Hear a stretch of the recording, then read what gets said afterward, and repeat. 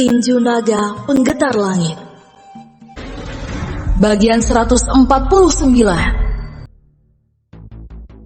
Oh, aku makin penasaran dengannya. Patria Klan Naga Surgawi tertawa terkekeh-kekeh.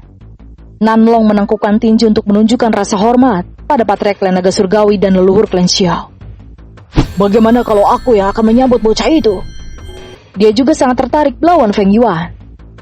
Kamu memiliki energi spiritual es. Lawanmu yang cocok adalah Xiao Yu, wanita yang merupakan reinkarnasi Ratu Yu. Sela leluhur Klan Xiao, Nanlong menggerutkan keningnya karena ia hanya tertarik melawan Feng Yuan, bukan melawan wanita lemah. Jangan salah paham. Wanita itu sama kuatnya dengan bocah itu. Dia memiliki teknik bela diri hukum ruang yang akan merepotkanmu. Seru leluhur Klan Xiao karena Nanlong malah meremehkan Xiao Yu. Begini saja, saut Patria Klan Naga Surgawi. Bagaimana kalau seluruh anggota Klan Xiao dan Klan Naga Surgawiku langsung melawan mereka? Maka itu akan menjadi tontonan yang menarik. Xiao Fei, putra bungsu leluhur Klan Xiao yang rencananya akan dinikahkan dengan Xiao Yu, langsung menghunus pedang roh kelas surga miliknya. Terima kasih Patriark Lo. Bocah Feng itu akan menjadi santapan bila pedangku. Xiao Fei langsung melesat keluar dari kediaman Klan Xiao dan Nanlong segera menyusulnya karena tak mau Xiao Yu akan ditantang oleh siluman naga lainnya. Aku suka dengan sikap putramu itu, saudara Xiao, gagah dan pemberani. Seru Patria Klan Naga Surgawi menjentikan jarinya sehingga atap kediaman Klan Naga Surgawi hancur berkeping-keping. Ribuan ranah Absolute God yang datang bersama Klan Xiao segera terbang mengikuti Xiao Fei. Begitu juga dengan 100 siluman naga surgawi yang mengikuti Nanlong menuju keluar kota, tempat Feng Yuan dan rombongannya muncul. Feng Yu siluman Phoenix Nirwana dan Sihu siluman rubah putih langsung merasakan aura keberadaan Feng Yuan dan Xiao Yu dari penjara bawah tanah di kediaman Klan Naga Surgawi. Feng Yuan dan Xiao Yu benar-benar datang kemari untuk menyelamatkan kita. Feng Yu tercengang. Keduanya benar-benar monster. Bagaimana mereka bisa mencapai ranah Absolute God dalam waktu singkat? Dan dia tidak tahu harus senang atau sedih, karena yang akan mereka hadapi adalah entitas terkuat siluman. Siluman naga wanita yang menjaga mereka ikut terkejut mendengarnya, karena tak menyangka apa yang dikatakan oleh Patria Klan Naga Surgawinya serta tamu anehnya itu ternyata benar. Tapi gara-gara kalian mereka akan mati konyol. Selega di senaga itu. Feng Yu dan Sihu tersenyum masam, kemudian keduanya langsung tertunduk lesu karena tidak bisa melakukan apa-apa untuk membantu Feng Yuan dan Xiao Yu. Cih, apakah begini sikap dari siluman Phoenix yang merupakan rival siluman naga surgawi itu? Sungguh mengecewakan sekali, sindir gadis naga itu. Aku belum pernah melawan kalian. Mungkin jika 1 lawan 1, maka belum tentu tahu siapa pemenangnya. Bentak Feng Yu tak terima mendengar ejekannya. Gadis naga itu menyeringai dan mengelus wajah Feng Yu yang tidak bisa bergerak itu karena dirantai menggunakan rantai roh kelas surga. Sebenarnya kalian tidak diperlukan oleh Klan Naga Surgawi atau manusia aneh itu. Karena yang mereka inginkan hanya kedua manusia yang ingin menolong kalian. Bagaimana kalau aku membebaskan kalian? Dan melihat, apakah ucapanmu tadi ada benarnya? Jangan sampai kamu malah mati dalam beberapa gerakan saja. Seru gadis naga masih dengan seringai yang menjengkelkan. Namun gadis naga itu melepas rantai roh kelas surga yang mengikat Feng Yuan dan Sihu, sehingga keduanya keheranan serta tak mengerti apa sebenarnya motif gadis naga itu melepaskan mereka. Kenapa kalian masih bengong saja? Apa kalian perlu aku ikat lagi ya? Gadis naga itu mengerutkan keningnya karena Feng Yu dan Sihu saling bertatapan. Feng Yu dan Sihu menangkupkan tinju untuk menunjukkan rasa hormat. Di masa depan kami akan... Belum selesai Feng Yu bicara, gadis naga itu melambaikan tangan mengusir keduanya. Jangan basa-basi lagi. Apa kalian ingin manusia itu dimakan oleh naga lain? Katanya lagi dengan ekspresi wajah datar. Feng Yu dan Sihu tersenyum untuk pertama kalinya sejak mereka menginjakan kaki di benua siluman ini. Dan keduanya langsung berlari menyusuri lorong penjaga yang sangat sepi. Bahkan ketika mereka memasuki kediaman utama Klan Naga Surgawi, tidak ada siluman naga di sana, kecuali 2 aura kuat di puncak kediaman Klan Naga Surgawi. Keduanya menduga 2 aura kuat itu pasti berasal dari Patria Klan Naga Surgawi dan juga leluhur Klan Xiao, sehingga mereka langsung melarikan diri dari sana menuju arah Feng Yuan berada. Hai Seiji dan anggota faksi bayangannya langsung mengerutkan kening saat merasakan musuh yang akan mereka hadapi sangat banyak sekali. Padahal sudah pengetahuan umum di benua siluman kalau jumlah siluman naga itu sangat sedikit. Namun satu siluman saja sudah membuat siluman lain ketar-ketir dan menundukkan wajah di hadapan mereka agar klan mereka tidak dihancurkan. Hai Seiji juga merasa aura dari sebagian besar anak Absolute God yang mendekati mereka mirip dengan aura yang dimiliki oleh Feng Yuan.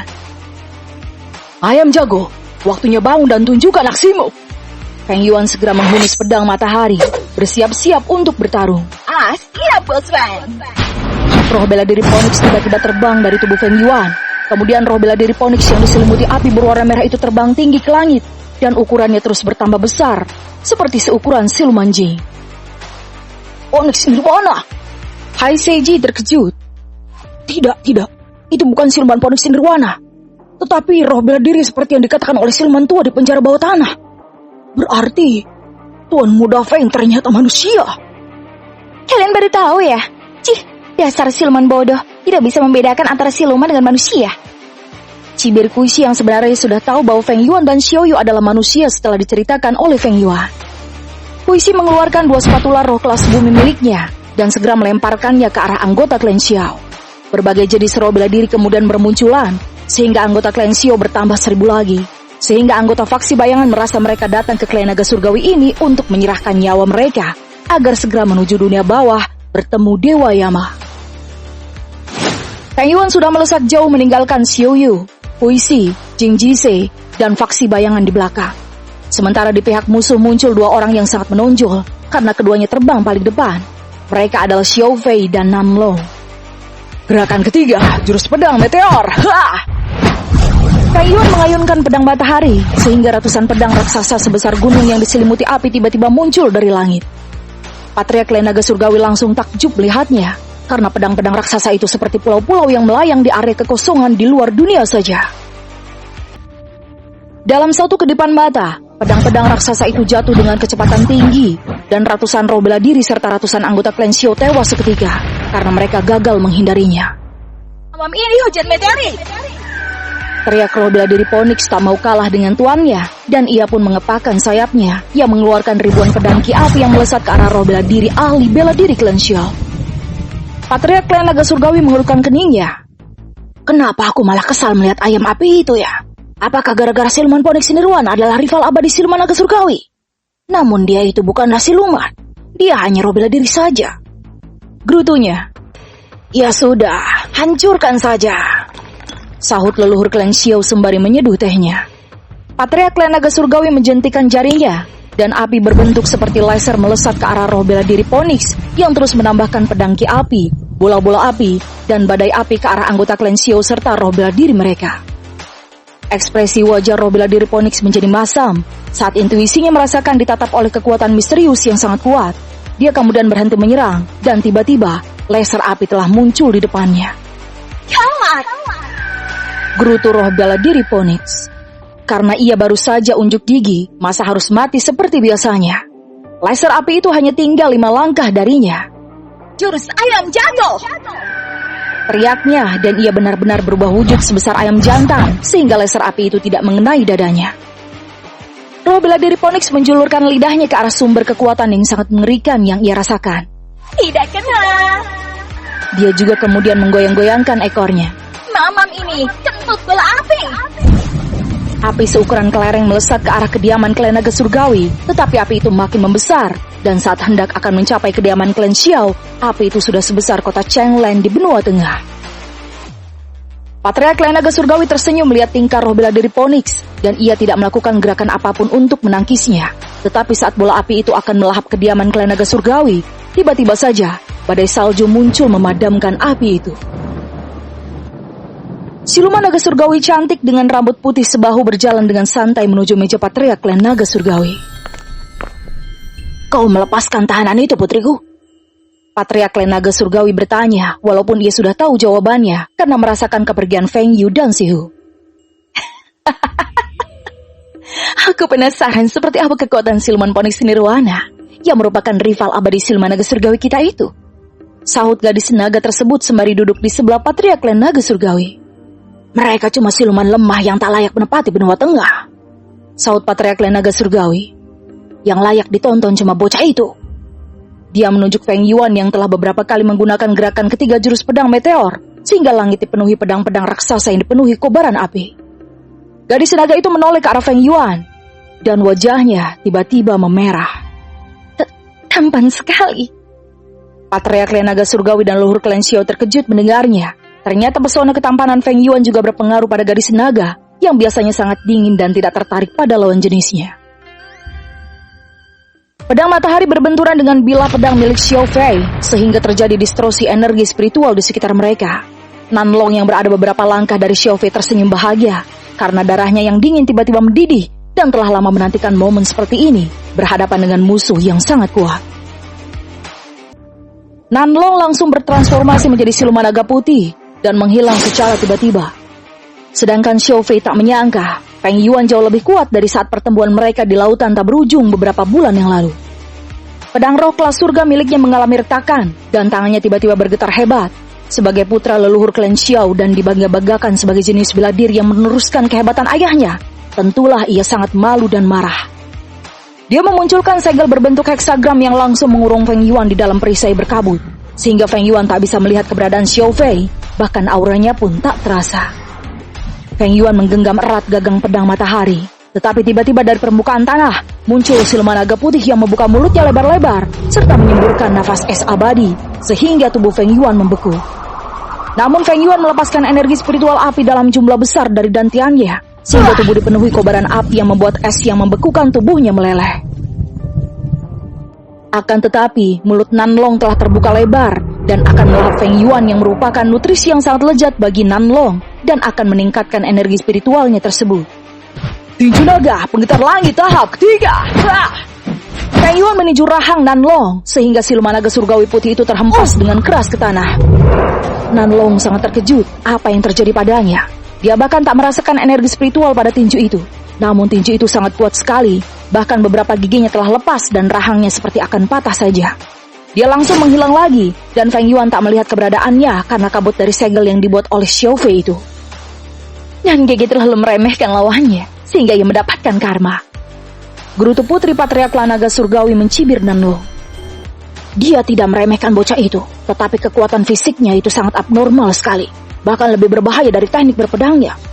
Sahut leluhur klan Xiao, sehingga gadis naga itu terkejut mendengarnya, dan berpikir pantas saja Feng Yu dan Si Hu mau melakukan apa saja agar bisa bertemu dengan Feng Yuan lagi.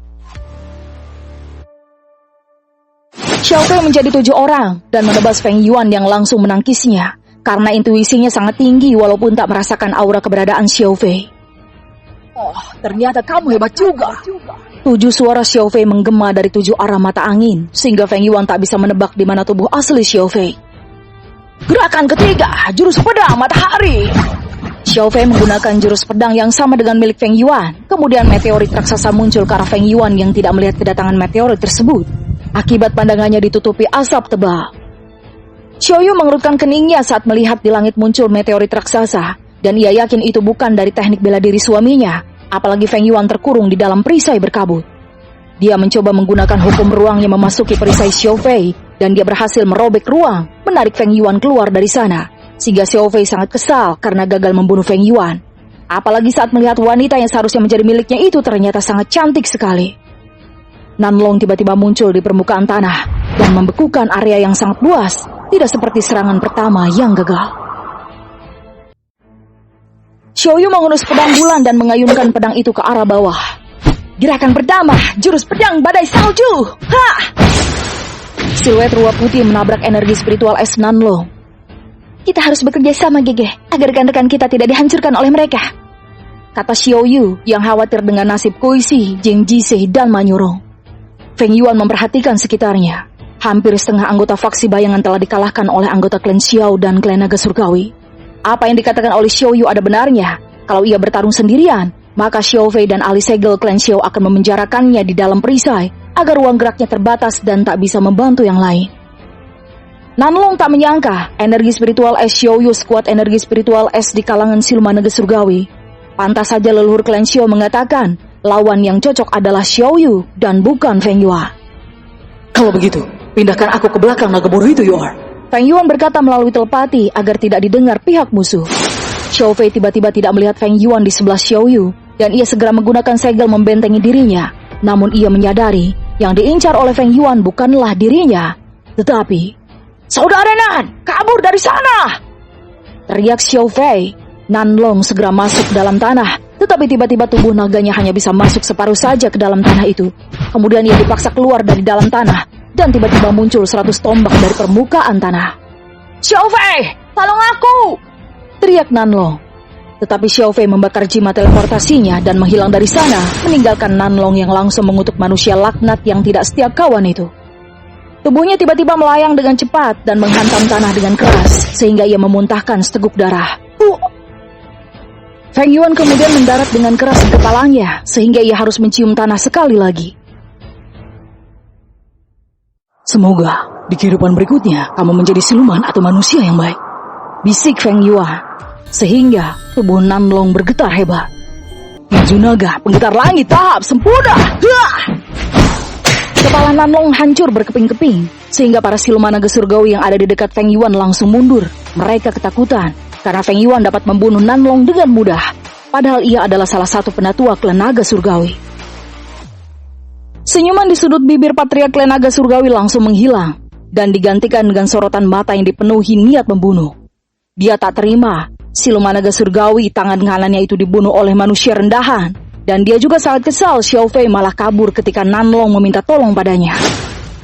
Kemudian dia mencekik leher Xiao Fei sehingga leluhur klan Xiao mengerutkan keningnya. "Jangan hancurkan hubungan baik kita, saudara lo," seru leluhur klan Xiao dengan suara pelan, tetapi dipenuhi energi spiritual yang sangat kuat. "Bagaimana kalau kita berdua turun langsung menghadapi kedua bocah itu? Dan aku akan membiarkanmu menyiksanya hingga puas, karena aku hanya butuh wanita itu saja." Patriark klan naga surgawi melonggarkan cengkramannya pada leher Xiao Fei dan melemparkan Xiao Fei ke arah halaman kediaman klan naga surgawi, sehingga halaman itu hancur berkeping-keping. Sedangkan Xiao Fei memuntahkan seteguk darah. Xiao Fei menyeka darah yang keluar dari mulutnya dan terbang menjauh dari sana agar tidak dibunuh oleh Patriark klan naga surgawi. Bersambung.